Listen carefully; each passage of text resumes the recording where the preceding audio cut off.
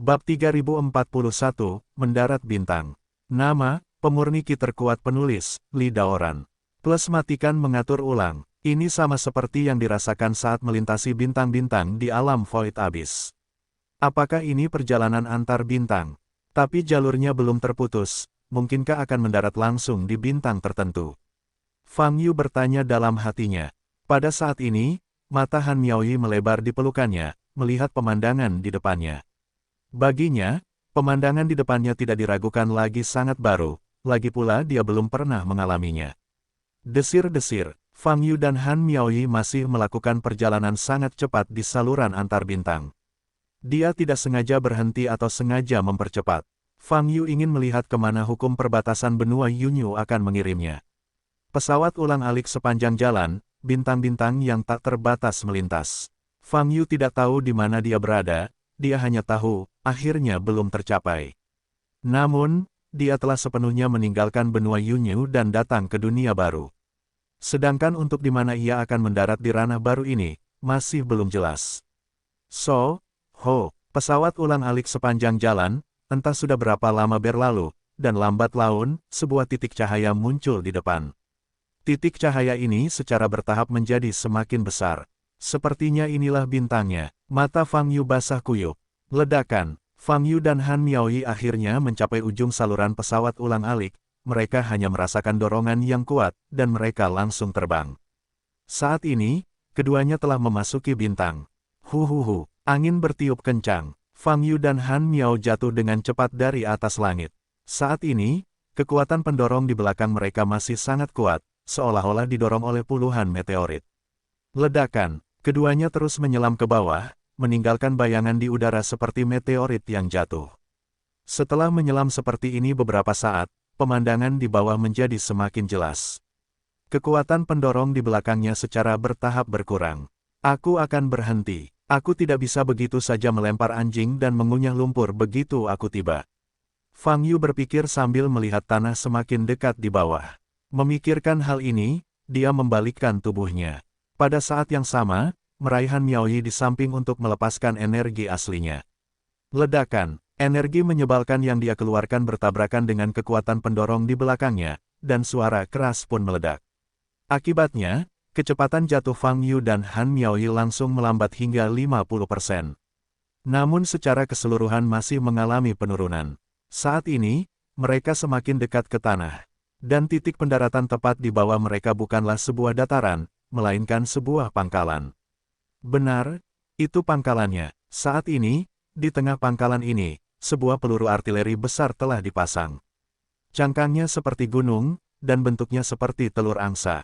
Dan 300 mil jauhnya dari sini, Anda dapat melihat sekelompok bangunan seperti gasing yang berputar.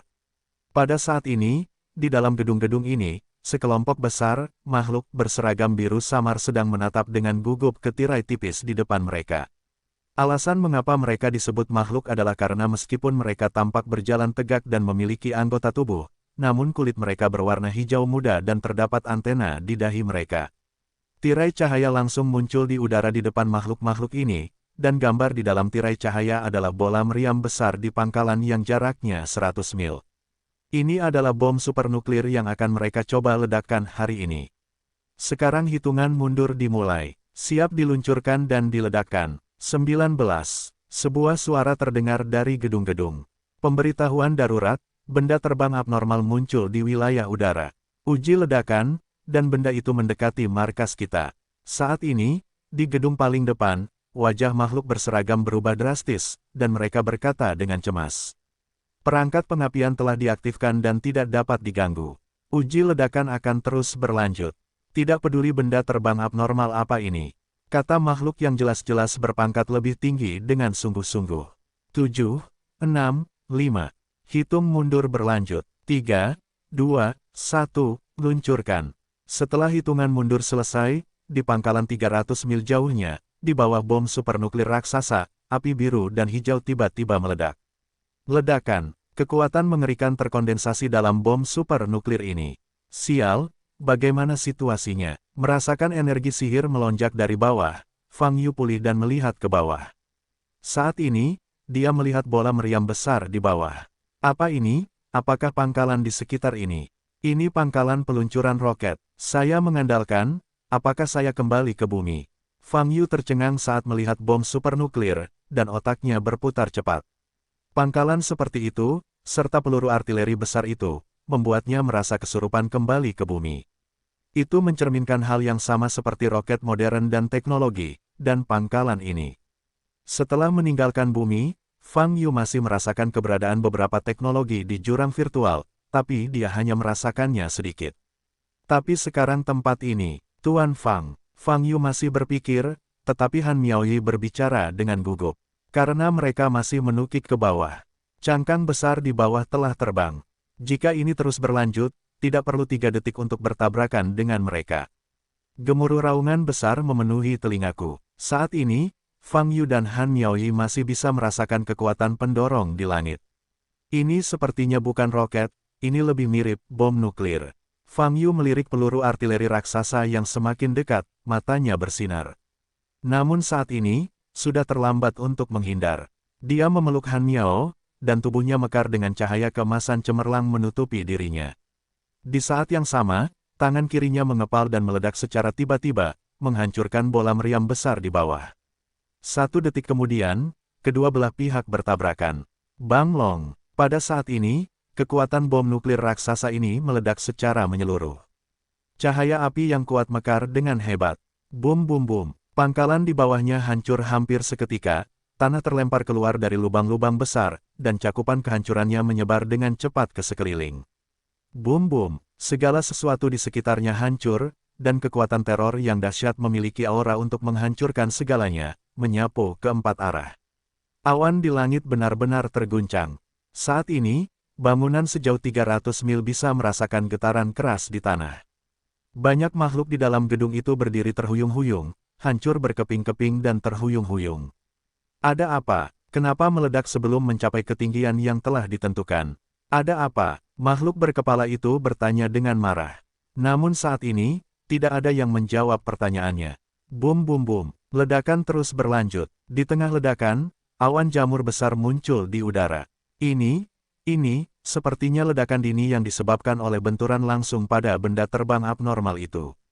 Makhluk berseragam memanjat dan berkata dengan suara gemetar. Benda terbang itu hanya berukuran kecil, bagaimana bisa menyebabkan bom supernuklir meledak sebelum waktunya? Ini tidak mungkin, makhluk lain berkata dengan keras.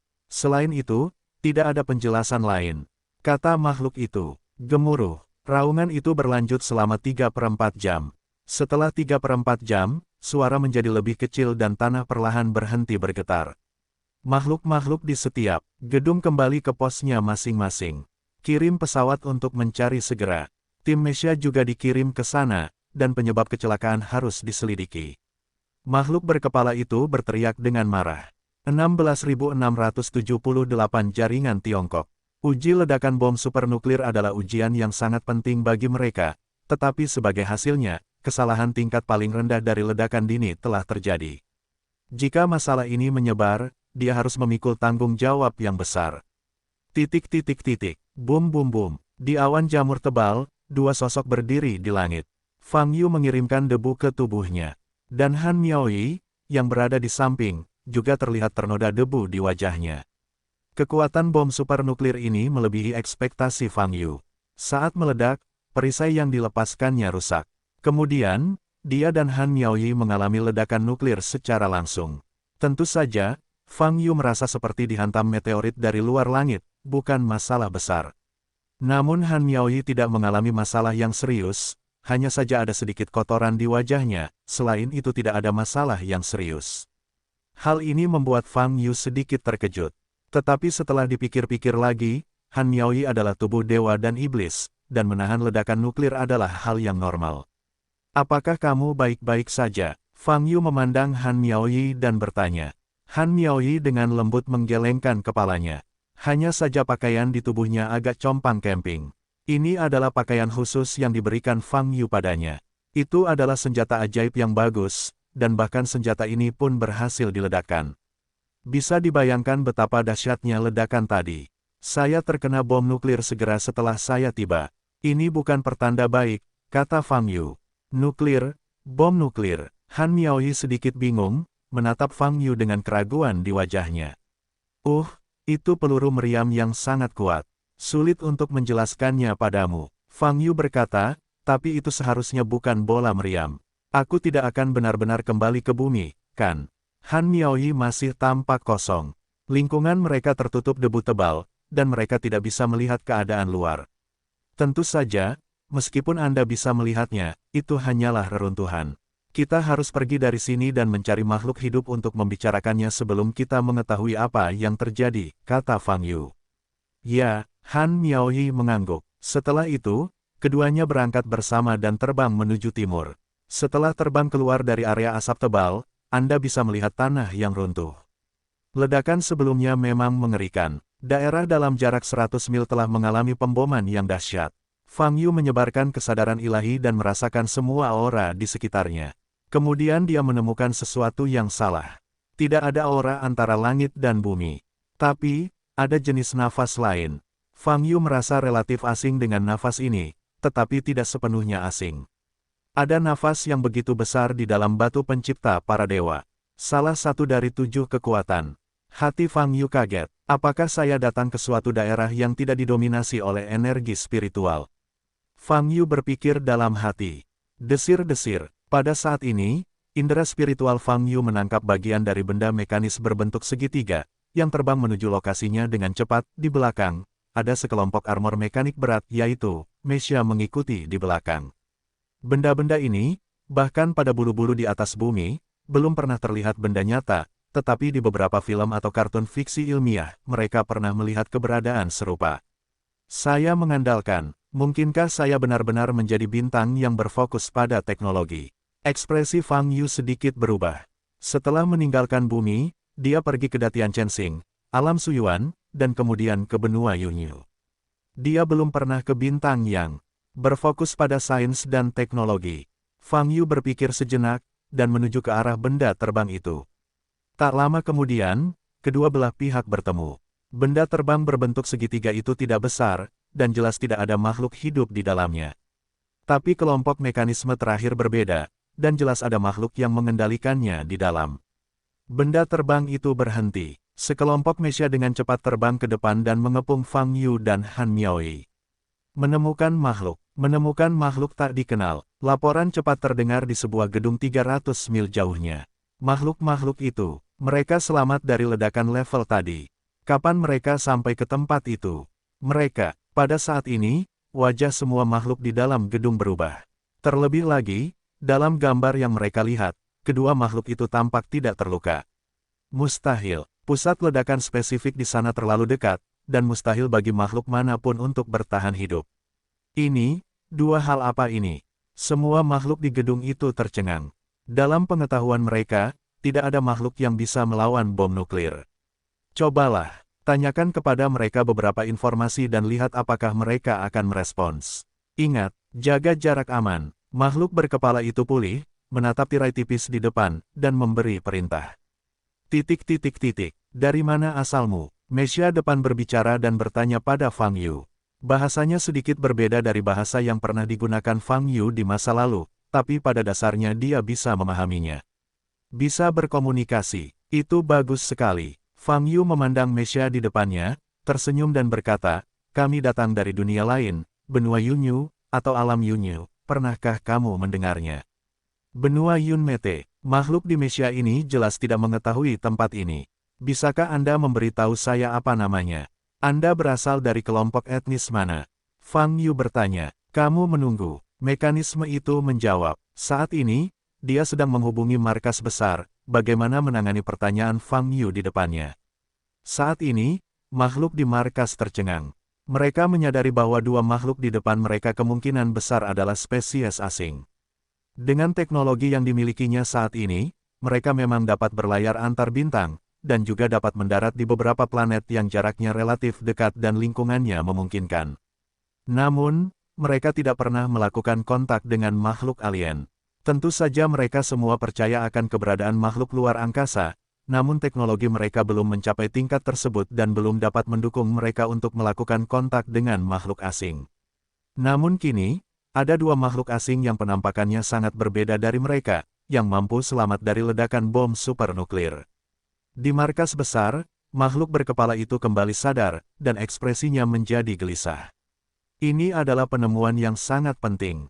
Anda harus mengambil kembali kedua makhluk berpenampilan ini dan mempelajarinya dengan cermat. Jawab pertanyaan mereka, temukan cara untuk mengundang mereka kembali, jangan menakuti mereka. Makhluk itu memerintahkan, ... Ini Pingsing. Kami termasuk dalam sistem Beizu dan sedang menjalani uji ledakan bom nuklir super. Kata Mesya itu, bom supernuklir. Wajah Fang Yu tidak memiliki warna yang aneh. Bukankah ini bom nuklir? Itu berbeda. Bom nuklir ini sebenarnya digerakkan oleh tenaga nuklir, dan tenaga nuklir adalah salah satu dari 7 kekuatan unsur. Li Huoyu berkata, sepertinya Anda datang untuk berlatih dengan tenaga nuklir. Kultivasi dengan tenaga nuklir, bukankah ini sebuah teknologi? Fang Yu mengangkat alisnya, melihat mereka tidak memiliki jejak kultivasi. Apa yang Anda lihat hanyalah situasi bintang ini. Makhluk di sini memiliki pemahaman yang sangat dangkal tentang tenaga nuklir. Li Huoyu berkata, di bintang tingkat tinggi lainnya gelombang www.novelringan.com gelombang pasti ada banyak biksu yang berlatih dengan tenaga nuklir. Tenaga nuklir, kedengarannya sedikit lebih kuat daripada energi spiritual, kata Fang Yu. Kekuatan 7 Yuan memiliki kelebihannya masing-masing, dan tidak mungkin untuk mengatakan siapa yang kuat dan siapa yang lemah. Selain itu, kekuatan sebenarnya tidak didasarkan pada pengembangan kekuatan, tetapi pada tingkat kultivasi, kata Li Huoyu. Bom supernuklir. Fang Yu memandangi sekelompok Mesya di depannya, matanya bergerak sedikit, tingkat ilmu pengetahuan dan teknologi di sini jauh lebih baik daripada bumi asli, setidaknya tidak ada mekanisme seperti itu di bumi. Tetapi ada alam budidaya abadi di bumi, dengan para beku, dari tingkat ini, permukaan bumi jauh lebih tinggi daripada bintang kecil ini, dan merupakan suatu penghinaan untuk membandingkannya. Li Huoyu berkata dengan muram, rasanya tidak masuk akal untuk mengatakan bahwa, bumi berada di bidang terendah, bintang ini berada di bidang besar, kok levelnya tidak sebaik bumi. Fang Yu mengangkat alisnya, ini melibatkan, Li Huoyu tiba-tiba terdiam. Kamu mulai lagi, bukan? Fang Yu mengerutkan kening dan bertanya dengan marah.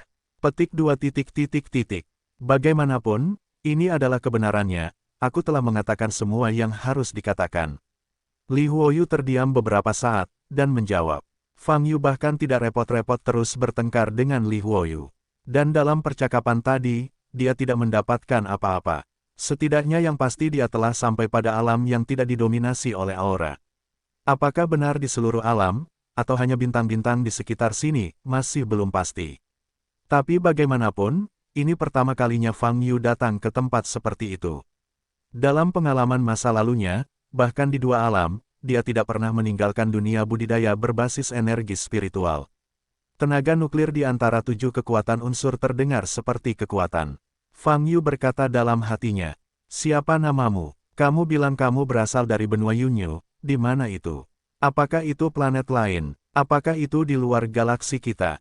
Melihat Fang Yu terdiam, Mesya di depan kembali melangkah mundur dengan waspada untuk jarak tertentu dan bertanya. Fang Yu dan wanita di sampingnya sepertinya bisa melayang di udara tanpa menggunakan mesin atau peralatan lain. Kemampuan seperti itu telah melampaui kognisi mereka. Bagaimana cara melakukannya? Namaku Fang Yu, dan namanya Han Miaoi. Benua Yunyu adalah planet yang besar, jadi bisa dimengerti, seharusnya tidak ada di galaksimu. Fang Yu menjawab dengan jujur. Kalau begitu kamu, kenapa kamu datang ke Pingsing kami? Pihak lain bertanya lagi. Situasi spesifiknya, akan saya jelaskan nanti, siapa pemimpin Anda di sini. Bahwa saya menemuinya, saya harus mengobrol baik dengannya, kata Fang Yu. Pemimpin, aku akan menanyakan pendapatnya. Makhluk di Mesya itu menjawab. Setelah beberapa saat, dia menghubungi kantor pusat. Saat ini, markas senjata telah memulai diskusi yang sangat intens. Bahaya, sangat berbahaya. Tujuan dari kedua spesies asing ini masih belum jelas. Kami bergegas menemui mereka dan mengungkapkan begitu banyak informasi, yang mungkin membawa kita ke Beizu. Tidak, itu mungkin membawa kehancuran ke seluruh planet. Bencana seksual, harus diputuskan dengan hati-hati. Ya, menurutku juga begitu.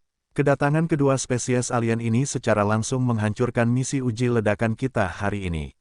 Benarkah hanya kebetulan? Saya tidak setuju dengan saran Anda yang terlalu hati-hati.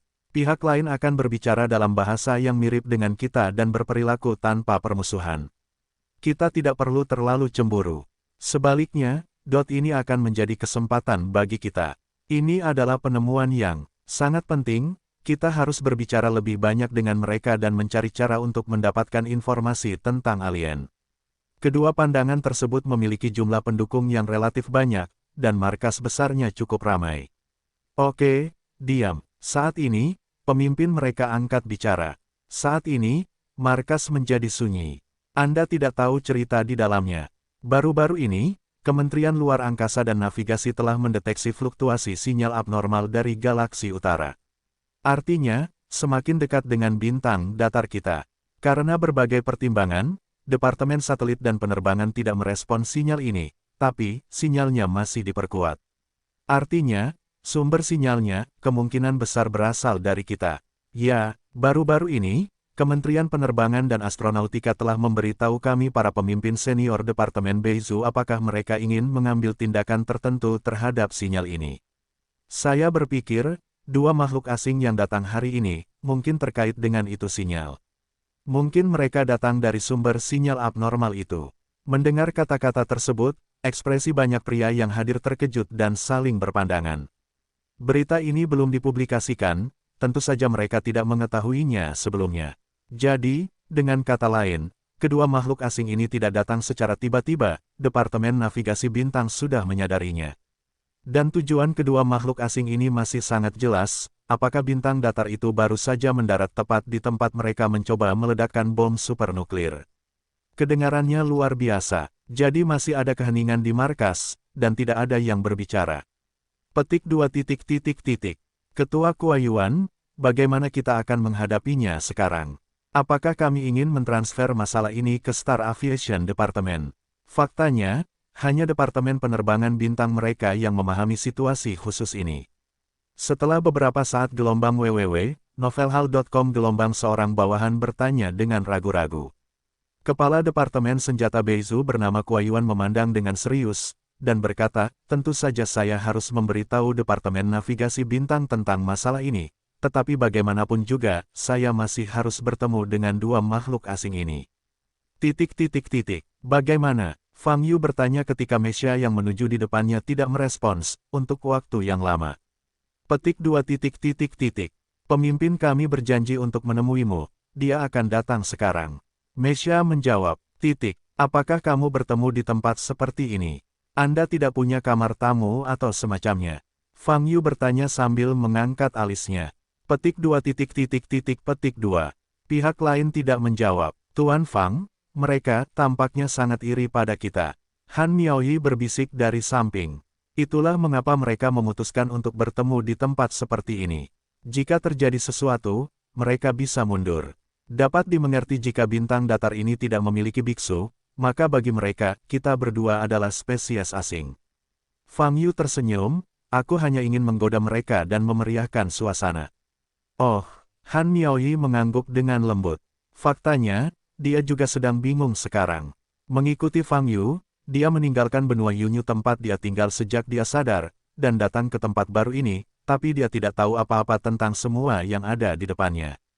Perasaan ini sangat halus. Pihak lain tidak berbicara, dia juga tidak terlalu lucu, Fang Yu hanya bisa menunggu dalam diam.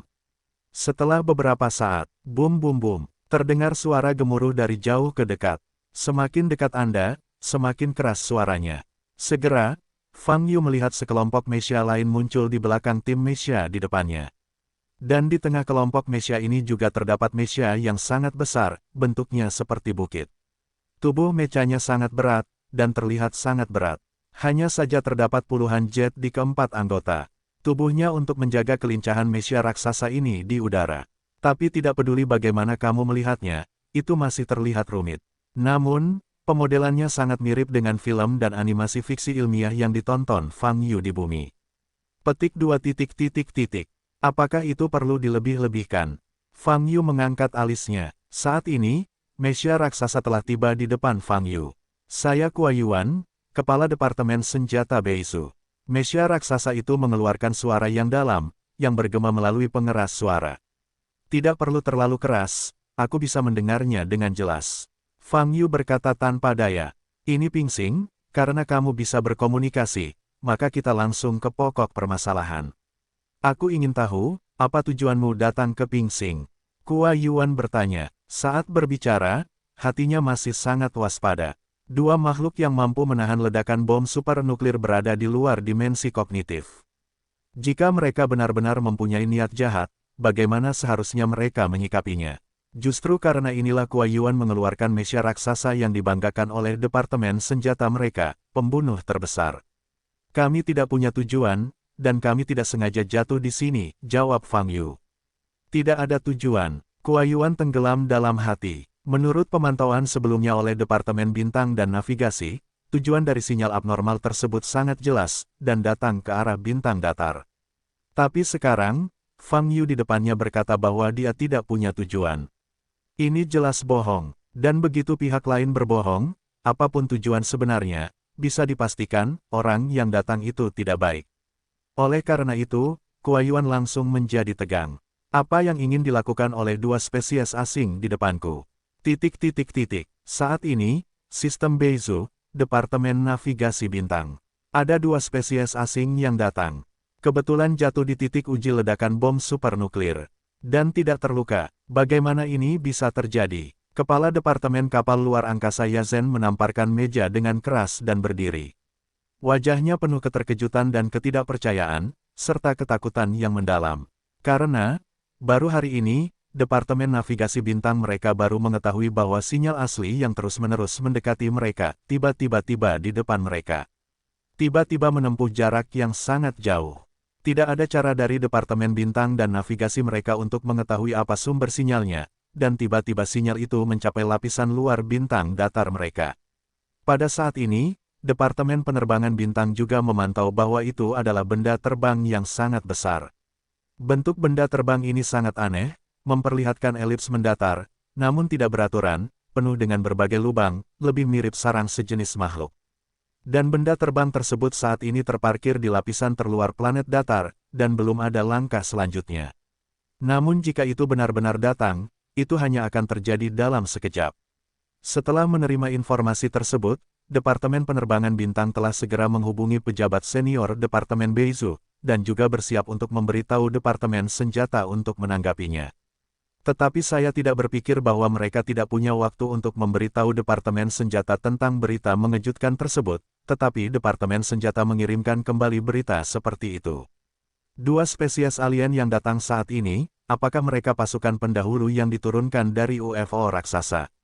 Jika ini masalahnya, saya khawatir pihak lain tidak ada di sini untuk melepaskan kebaikan. Kuai Yuan pergi menemui dua spesies asing secara langsung. Katakan padanya untuk segera berhati-hati. Hati-hati, pada dasarnya kamu dapat yakin bahwa pihak lain memiliki gambar lain. Departemen Bintang dan Luar Angkasa kami sedang menunggu balasan dari atas jika perintah. Tingkat tinggi, kami akan segera meluncurkan artileri antar bintang yang dikembangkan sebelumnya untuk menjatuhkan UFO. Kata Yazhen, sangat gugup hingga suaranya bergetar. Ya, saya segera memberitahu kepala Kuai Yuan. Bawahan itu menoleh dan berlari keluar. Yazhen berdiri diam, tubuhnya sedikit gemetar. Spesies asing menyerbu bintang datar. Hal yang hanya ada di masa lalu ini benar-benar terjadi sekarang. Beberapa gambaran tragis masa depan telah muncul di benaknya. Jika kedua spesies alien tersebut benar-benar tidak takut dengan bom supernuklir, apalagi sistem Beizhou mereka, bahkan seluruh bintang datar bersatu, tidak memiliki perlawanan sama sekali akhir, mungkin akan datang. Yazhen merasa kedinginan. Saat ini, sirene berbunyi di markas pusat. Apa yang terjadi? Apa yang terjadi? Yazhen bertanya dengan keras. Laporkan, lapor pemimpin, UFO tiba-tiba mulai bergerak. Ia telah masuk dari lapisan luar ke lapisan dalam, dan secara resmi memasuki bintang datar kita. Seorang bawahan melaporkan dengan panik. Mendengar berita ini, Yazhen merasa kedinginan di dalam, lalu mengertakkan gigi dan berkata, kamu tidak bisa duduk dan menunggu. Artileri berat antar bintang sudah siap dengan cepat, dan biarkan Kuai Yuan menemukan cara untuk mengendalikan dua spesies yang muncul. Pemimpin, saya belum mengetahui pemikiran pihak lain. Akankah tindakan gegabah malah membangkitkan kemarahan mereka? Salah satu anak buahnya bertanya. 166. Dalam situasi ini, kita tidak boleh optimis, kita hanya bisa merencanakan yang terburuk. Kita mungkin menemukan cara untuk mendapatkan alat tawar-menawar dengan pihak lain. Jika kita tidak melakukan apa-apa, ketika mereka mendarat, kita tidak akan punya peluang lagi. Soundtrack Yazen-sen. Dalam pandangan Yazen, kedatangan spesies asing secara tiba-tiba bukanlah hal yang baik. Cobalah untuk meledak di atas reruntuhan di area tersebut. Fang Yu bertukar beberapa kata dengan Kuai Yuan sebentar dan mempelajari beberapa informasi dasar. Bintang bernama Pingsing ini tidak memiliki seorang biksu. Adapun tingkat peradabannya hampir sama dengan bumi, dengan teknologi yang sedikit lebih maju. Tentu saja, kewaspadaan Kuai Yuan terhadap dirinya dan Han Miaoyi juga sangat jelas. Tapi Fang Yu bisa mengerti.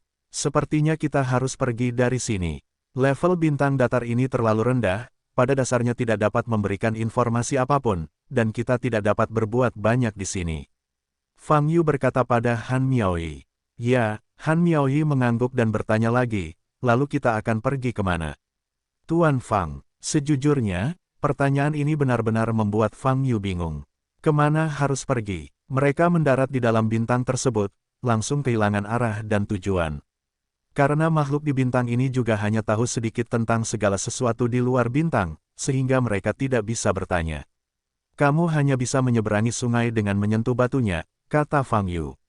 Meskipun efisiensinya sangat rendah, tidak ada cara lain. 78 jaringan Cina. Waspada, Fang Yu masih berbicara dengan Han Miaoyi, ketika Kuai Yuan di depannya tiba-tiba berteriak. Pada saat ini, ratusan mesia di sampingnya segera bubar, dan Fang Yu serta Han Miaoyi dikepung. Departemen Senjata segera mengirimkan Korps Angkatan Darat pertama, kedua, dan ketiga untuk mendukung. Segera, Kuai Yuan dalam mekanisme raksasa berteriak dengan wajah serius. Dia baru saja menerima berita dari Departemen Penerbangan Bintang. Adapun Kementerian Luar Angkasa dan Navigasi, telah mendefinisikan peristiwa ini sebagai invasi spesies asing. Apalagi, Kuai Yuan juga dituntut berusaha semaksimal mungkin untuk mengendalikan dua makhluk asing di hadapannya, sebagai alat tawar-menawar dalam negosiasi. Selanjutnya, sebab UFO berukuran besar telah memasuki bintang datar. Kuai Yuan tidak pernah menyangka bahwa di hari yang biasa dan biasa seperti itu tiba-tiba terjadi peristiwa besar yang bisa dicatat dalam catatan sejarah. Di masa lalu, bahkan jejak makhluk asing tidak ditemukan, tetapi hari ini, mereka menghadapi invasi alien. Mungkin, inilah yang disebut pukulan pengurangan dimensi. Lawan yang tidak berada pada level yang sama dapat mendekat secara diam-diam dan dengan mudah mengganggu, bahkan tanpa peringatan. Namun saat ini, Quark tidak memiliki ide yang terlalu rumit. Dia akan melakukan apa yang diminta Departemen Bintang. Dia tidak punya pengalaman menghadapi spesies asing, tapi dia hanya bisa mengertakkan gigi. Sarankan kamu untuk menangkapnya. Jangan melawan. Kuai Yuan duduk di meja raksasa, dan Fang Yu serta Han Miaoyi berteriak. Ah, ada apa? Bukankah kamu baru saja berbicara dengan baik? Fang Yu berkata dengan wajah bingung, kami tidak melakukan apapun. Pasukan besarmu telah memasuki Pingsing. Ceritakan tujuanmu. Apakah kamu ingin menyerang Pingsing kami? Kuai Yuan mengertakkan gigi dan bertanya dengan keras. Apa? Pasukan besar? Fang Yu konyol, menoleh untuk melihat Han Miaoyi, dan bertanya, apakah itu pasukan besar yang kamu panggil? Ah, bagaimana mungkin aku? Han Miaoyi menggelengkan kepalanya berulang kali. Benar, dari mana kita berasal? Apakah kamu melakukan kesalahan? Aku sudah bilang sebelumnya, kita berdua, kata Fang Yu. Anda tidak perlu menyembunyikannya lagi. Meskipun teknologi kami tidak secanggih milik Anda, bagaimanapun juga, ini adalah planet kami. Jika Anda spesies asing ingin menempatinya, kami tidak akan pernah mundur. Kuai Yuan mengertakkan gigi dan berkata dengan tegas. Dia bertugas di militer ketika dia masih muda, jadi dia memiliki keberanian yang besar. Bahkan menghadapi dua spesies asing yang misterius dan menakutkan di depannya, dia tidak memiliki sedikit pun rasa takut. Apa yang sedang terjadi? Fang Yu mengerutkan kening. Wow, pada saat ini, sebuah benda terbang besar dengan cepat turun dari ketinggian. Kecepatan seperti ini berada di luar jangkauan kesadaran, dan sepertinya ia bergerak melintasi ruang angkasa setiap saat. Dalam sekejap, benda terbang tersebut telah jatuh dari lapisan terluar planet hingga hanya berjarak sekitar 10.000 kaki dari permukaan tanah. Artileri antar bintang yang disiapkan oleh Kementerian Bintang dan Penerbangan tidak dapat mengunci benda terbang ini sama sekali. Dan tempat turunnya benda terbang ini berada di titik uji ledakan bom supernuklir, yang kini menjadi reruntuhannya. Dengan hampir 50.000 penonton yang hadir, ditambah berbagai tim sekte yang berpartisipasi dalam kompetisi 100 sekte ini, jumlah orangnya cukup besar. Banyak informasi mengalir ke benak Fang Yu. Pada saat yang sama, tatapan Fang Yu menatap ke sisi kiri bawah platform kompetisi, di mana hanya ada satu wanita yang berdiri. Di depan setiap venue terdapat tanda, dan 3 karakter pada tanda tempat wanita ini berada adalah Istana Xian. Hanya melihat satu orang, mata Fang Yu berkilat dingin. Kompetisi 100 sekte hari ini, Istana Xian mengirim wanita ini. Rasa ilahi menyebar ke seluruh platform Shenwu, kecuali wanita ini, memang, tidak ada aura kedua yang berhubungan dengan Istana Xian yang ditemukan. Fang Yu tidak terburu-buru, mengetahui bahwa Istana Xian telah didirikan kembali, dia tidak terburu-buru melakukan apapun, hanya menunggu hari ini tiba. Istana Xian ingin menggunakan perbandingan hebat ratusan sekte untuk menjadi terkenal di musim panas. Fang Yu akan menggunakan kesempatan ini untuk membiarkan sisa-sisa Istana Xian merasakan perasaan jatuh dari surga ke neraka. Fang Yu mengecilkan kesadaran ilahi dan menguncinya di tubuh Xiu Mei. Wanita ini seharusnya merupakan sisa-sisa tahun ini, tapi tubuhnya, selain aura unik Istana Xian, sepertinya ada kekuatan lain. Fang Yu mengerutkan kening, matanya tertuju pada sosok Xiu Mei. Meski jaraknya cukup jauh, Fang Yu masih bisa melihat lapisan tipis gas keluar dari tubuh wanita itu, yang tampak berwarna abu-abu. Apa ini? Berdasarkan pemahamannya tentang Istana Xian, tidak ada teknik sihir di sekte mereka yang bisa mengeluarkan nafas seperti itu. Setelah berpikir sejenak, Fang Yu membuka mata wawasannya dan mempersempit pandangannya. Kemudian, dalam visinya, wanita ini menjadi kumpulan dari berbagai hukum. Gas abu-abu di permukaan terlihat sangat jelas di bidang penglihatan. Pada saat ini, Fang Yu tiba-tiba menyadari ada bola kecil di posisi otak wanita itu. Setelah bidang penglihatan diperbesar lagi, Anda dapat melihat dengan jelas bahwa ini adalah bola abu-abu. Saat ini, bola abu-abu berputar perlahan. Bola abu-abu ini adalah sumber udara abu-abu di tubuhnya. Fang Yu berkata dalam hatinya, pertandingan kedua, siap dimulai. Tolong kirimkan murid dari kedua sisi. Suara wasit bergema di antara penonton. Saat ini, platform kompetisi yang berlumuran darah telah dibersihkan. Xiu Mei sekali lagi keluar dari Istana Xian, melompat ke panggung seni bela diri, berdiri tegak, dan terlihat tenang dan acuh tak acuh. Semua orang yang hadir memandang wanita ini, dan merasa merinding. Tidak ada yang bisa melupakan betapa parahnya kematian murid laki-laki Hong Tianzong tadi. Hati wanita ini kejam, dan sosok mungil serta penampilannya yang manis, membentuk kontras yang tajam. Setelah Xiu Mei muncul di atas panggung, Hong Tianzong sudah lama tidak memiliki siapapun di atas panggung. Wasit datang langsung ke venue Hong Tianzong dan menanyakan situasinya.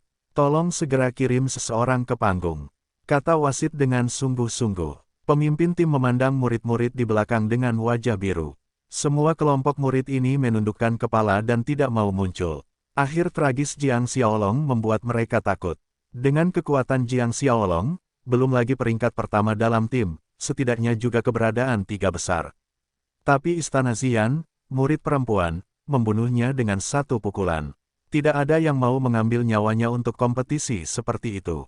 Saya memberi Anda 10 detik untuk memikirkannya. Jika Anda tidak mendapat jawaban, saya akan menganggapnya sebagai penyerahan diri Anda. Wasit menatap pemimpin tim Hong Tianzong dan berkata, pemimpin tim melirik murid di belakang lagi, dan ingin berbicara. Tetapi semua murid tetap menundukkan kepala, dan semua orang berani mengambil inisiatif untuk bertanya. Pemimpin dari pemimpin itu memiliki wajah pucat, dan akhirnya tidak mengucapkan sepatah kata pun. Dia mengangkat kepalanya dan melirik ke arah sulaman buah plum di panggung seni bela diri, matanya memerah. Istana Xian, dia mengingatnya. Saat kembali kali ini, dia harus melaporkan seluruh masalah ini kepada Master Sekte dan mencantumkan Istana Xian sebagai musuh bebuyutannya. 10 detik telah tiba, wasit berkata, tubuhnya melompat dan naik ke udara. Zen Qi menguatkan, Hong Tianzong menyerah pada kompetisi putaran kedua. Bai Zong mengalahkan putaran pertama putaran kedua, dari Istana Api Ungu di wilayah tengah, kemenangan. Pernyataan ini menyebar ke seluruh Shen Wutai. Ah, akui saja kekalahan. Kupikir Hong Tianzong akan mengirimkan murid terkuat untuk membalaskan dendamnya di ronde kedua. Petik 2. Ini terlalu menakutkan. Meskipun satu orang terbunuh, tapi kamu juga harus berjuang keras. Bukankah murid perempuan itu sekuat itu? Ngomong-ngomong, kalau itu aku, mustahil bagiku untuk menelan nada ini. Aku akan membunuh begitu aku muncul. Ini sudah merupakan pembalasan yang mematikan. Cukup banyak penonton yang menyuarakan keraguan. Fang Yu mengerutkan kening saat mendengar hasilnya. Awalnya, dia ingin memanfaatkan kompetisi ini untuk melihat apa yang telah dicapai oleh sisa-sisa kekuatan Istana Api Ungu. Tapi saya tidak memikirkannya, Hong Tianzong langsung menyerah. Di babak pertama game ketiga, San Hezong di wilayah Jiangnan akan bermain melawan Damomen di wilayah Barat Laut. Mohon bersiap untuk mengirim murid ke pengadilan. Lalu wasit berkata lagi, ada begitu banyak orang, dan mereka pada dasarnya adalah pejuang. Zheng Ze di samping melihat sekeliling dan berkata, berbeda dengan dunia sekuler, dunia persilatan jarang memiliki kegiatan yang dapat mengumpulkan pendekar sebanyak itu. Kompetisi 100 sekte yang diadakan setiap 10 tahun sekali mempertemukan para pejuang dari seluruh wilayah di musim panas. Tanpa diduga, persaingan antar sekte akan menarik perhatian banyak orang. Zheng Ze bukanlah anak dari sekte tersebut, dan dia juga yang pertama kali datang ke tempat kompetisi 100 sekte. Jumlah orang di depannya kaget. Fang Yu tidak berbicara, tetapi melihat ke arah lain dari platform kompetisi. Dia baru saja melepaskan akal sehatnya dan ingin menemukan sisa-sisa Istana Xian, tetapi dia menemukan dua sosok yang dikenalnya. Mereka juga ada di sini. Aku akan turun dan bertemu seorang teman. Fang Yu berkata pada Zheng Ze. Petik 2. Oke, Zheng Ze tertegun dan menjawab. Di sisi kiri platform kompetisi, terdapat sebuah venue kecil di tengah area dari gerbang tengah area Huaibei. Tanda di depan tempat ini juga terdiri dari 3 kata, Istana Frost Han. Tuan, bukankah Anda mengatakan bahwa sekte besar sangat ramah? Mengapa murid Istana Xian langsung membunuh begitu dia datang ke lapangan? Liu Lianxia bertanya dengan rasa takut yang masih ada. Su Lengyun mengenakan jubah putih pucat, dan rambut birunya yang dipotong pendek telah tumbuh kembali setinggi bahunya.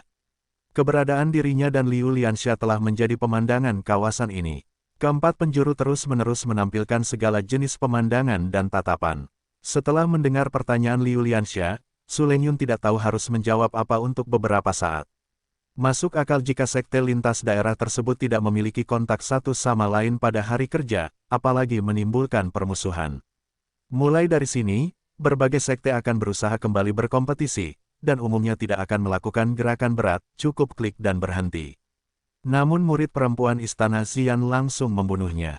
Meskipun aturan turnamen 100 sekte mengizinkan pembunuhan. Tapi ketika kedua sekte tidak memiliki permusuhan, siapa yang akan melakukannya? Tuan, jika giliran kita bermain nanti, pihak lain juga akan membunuh. Apa yang harus saya lakukan? Liu Lianxia berkata pada dirinya sendiri ketika Su Lengyun tidak berbicara. Petik 2. Jangan khawatir, itu hanya sebuah contoh.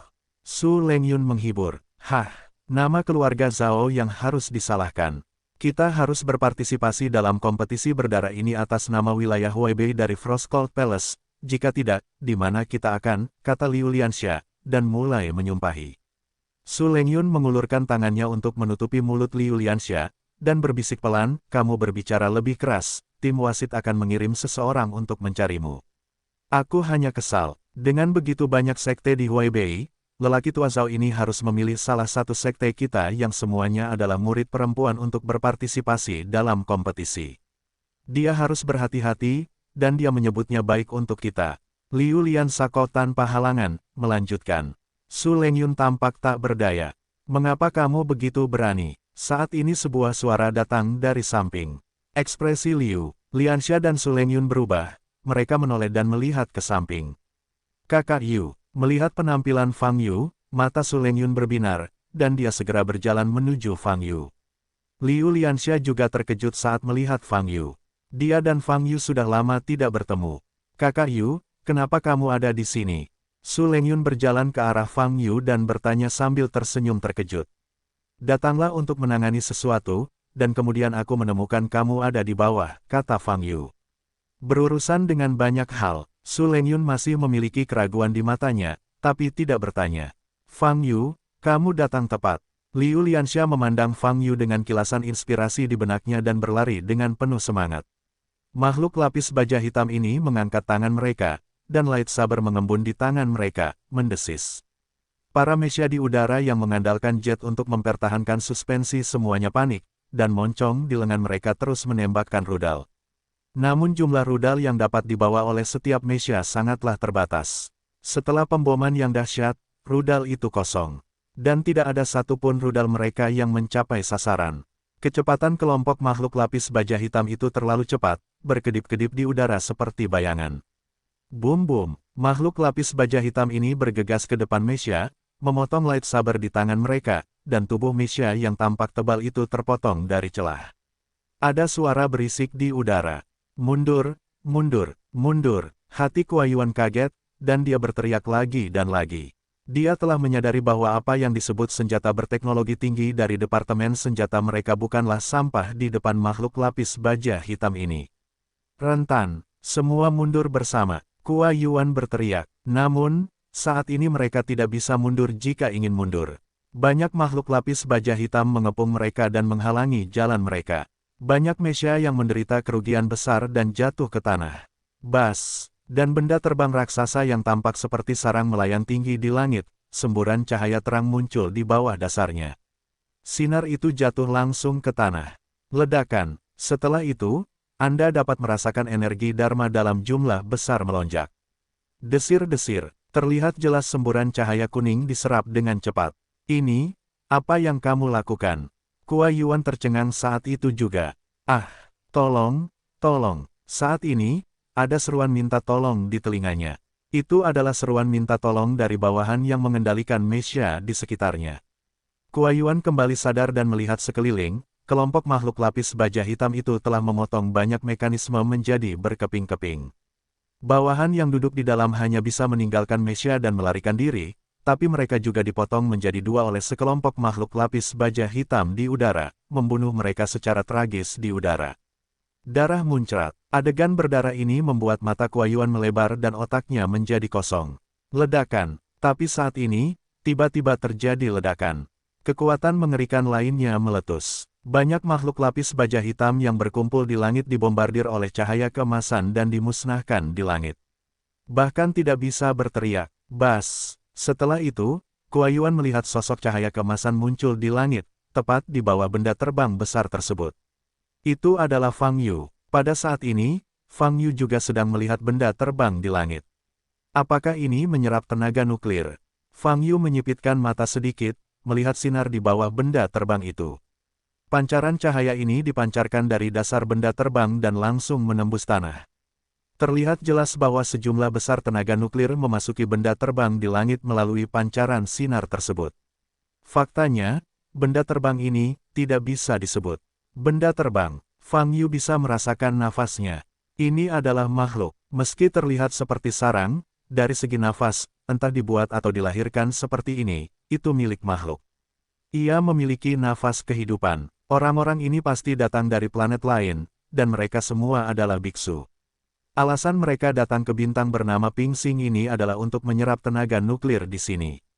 Mata Fang Yu bergerak sedikit, dan hatinya berkata, situasi ini mirip dengan situasi di alam Void Abyss yang merampok kristal roh, memulai penjarahan untuk mendapatkan sumber daya budidaya. Tentu saja, ini hanyalah spekulasi Fang Yu saat ini. Untuk mengetahui situasinya, Anda harus mengalahkan kelompok orang ini terlebih dahulu. Dan seperti yang dipikirkan Fang Yu, sudah ada sosok terbang keluar dari makhluk besar di langit. Sosok ini mengenakan baju besi hitam dan merah, dan ada juga batu ajaib bersinar kuning di dadanya. Namun, dibandingkan dengan kumpulan makhluk lapis baja hitam sebelumnya, tubuhnya lebih besar dan sangat mencolok. Kamu, Kapten Missing memandang Fang Yu dengan keterkejutan di hatinya.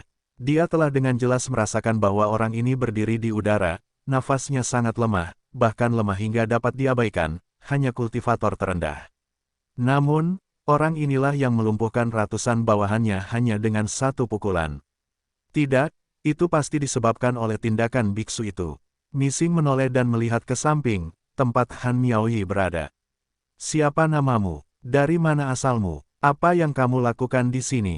Fang Yu bertanya dengan mata menyipit sambil menatap Missing.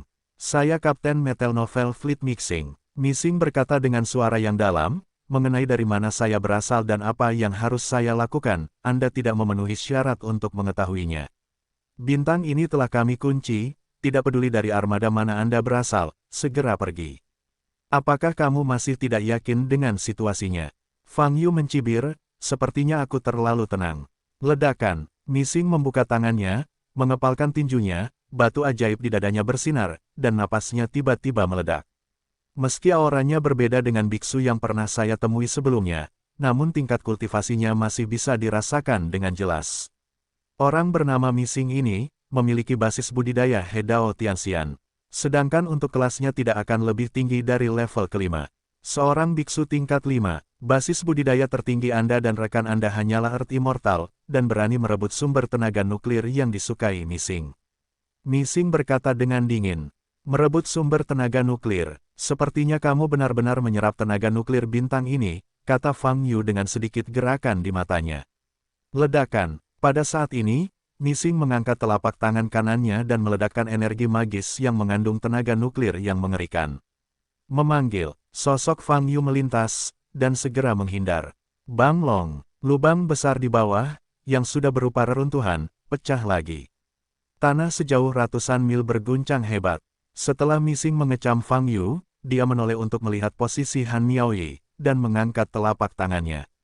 Mata Han Miaoyi menyusut, dan dia hendak pergi. Memanggil, tapi saat ini, cahaya kemasan muncul di belakang Missing. Begitu Missing mengangkat telapak tangannya untuk membidik Han Miaoyi, terdengar suara siulan di telinganya. Ledakan, Fang Yu, yang muncul di belakang, menamparkan wajah Missing dengan tamparan. Bang Long, kepala Missing hampir hancur.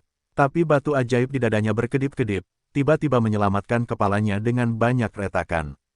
Namun, Fang Yu sudah mencekik leher Missing. Dia berbalik, dan lututnya membentur batu ajaib di dada Missing. Ledakan, terjadi ledakan, keras. Saat ini, Missing menjerit. Ada banyak retakan di permukaan batu ajaib kuning di dadanya, dan hampir pecah. Kaki Fang Yu ditarik ke belakang dan dia hendak memukulnya lagi. Tidak, Missing meraung. Fang Yu sedikit menyipitkan mata dan berhenti. Dia mencekik leher Missing dan mencibir, Kapten Missing, kamu tidak perlu berteriak beberapa kali jika ingin menyelamatkan hidupmu. Izinkan saya memberi Anda sumber tenaga nuklir di sini. Saya memberikannya kepada Anda, biarkan saya tetap hidup, teriak Missing. Sumber tenaga nuklir, saya tidak membutuhkannya, kata Fang Yu.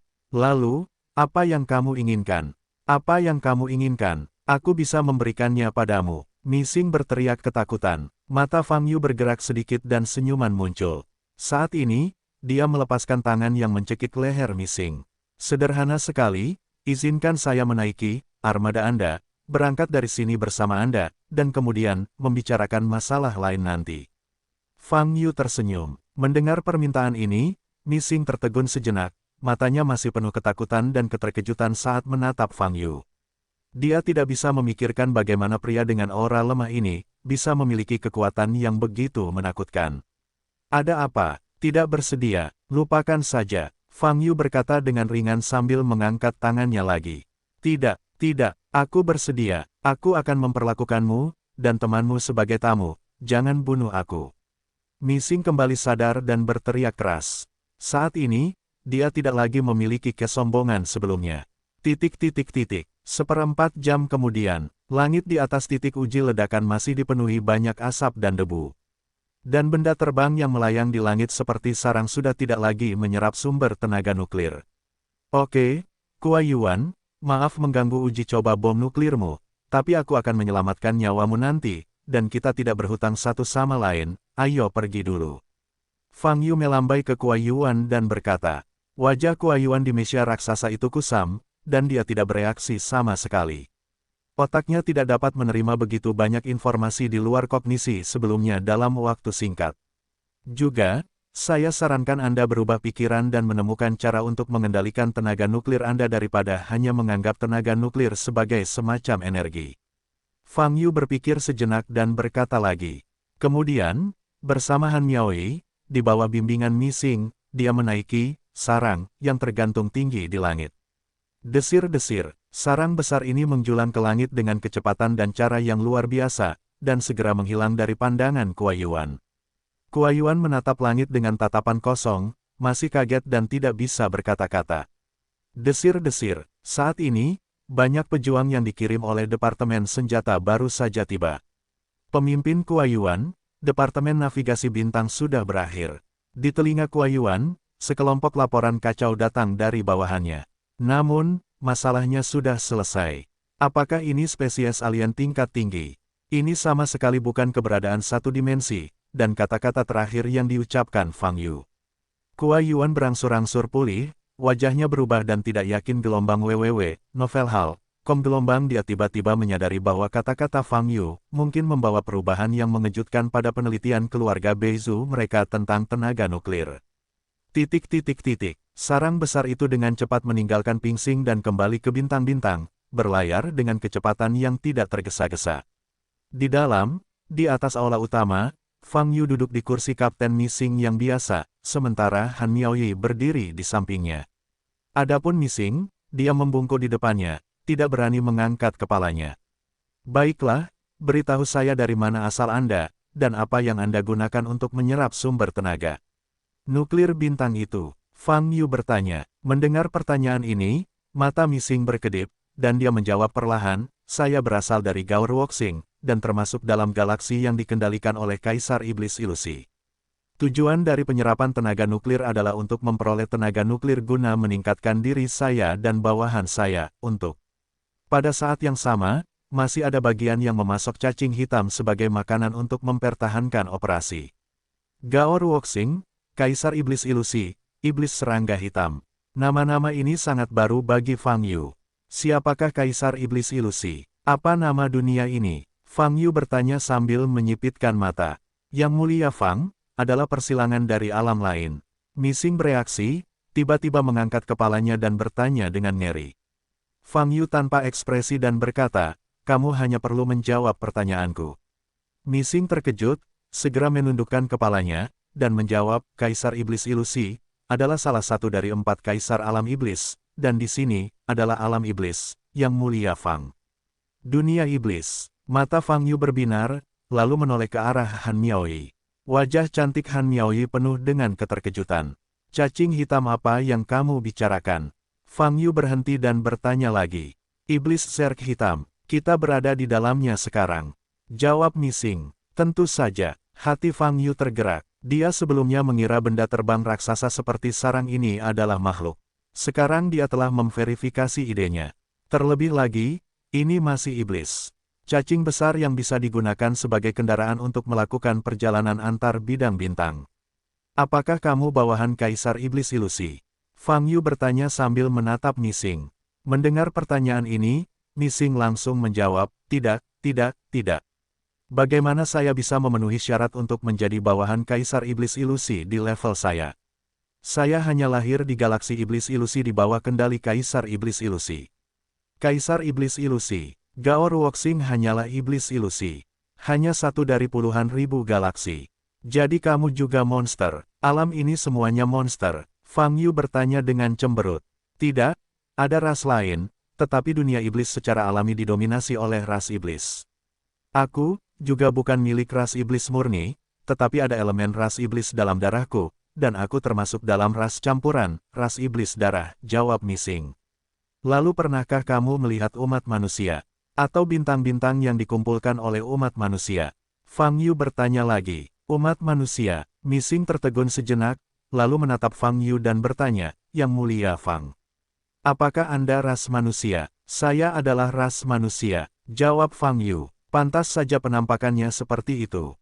Saya telah melihat ras manusia di Gaor Woxing, tapi saya belum melihat beberapa.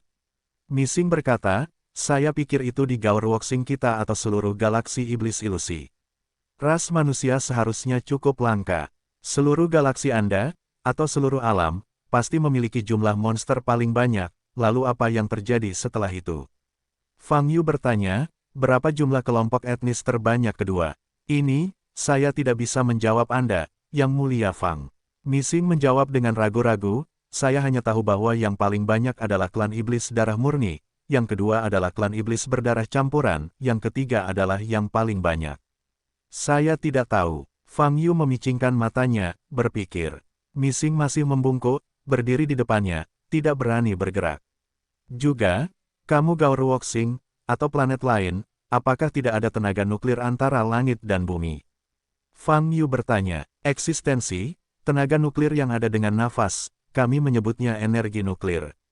Jawab Missing, lalu mengapa Anda mengerahkan armada untuk menjarah sumber tenaga nuklir di planet lain? Fang Yu bertanya dengan cemberut.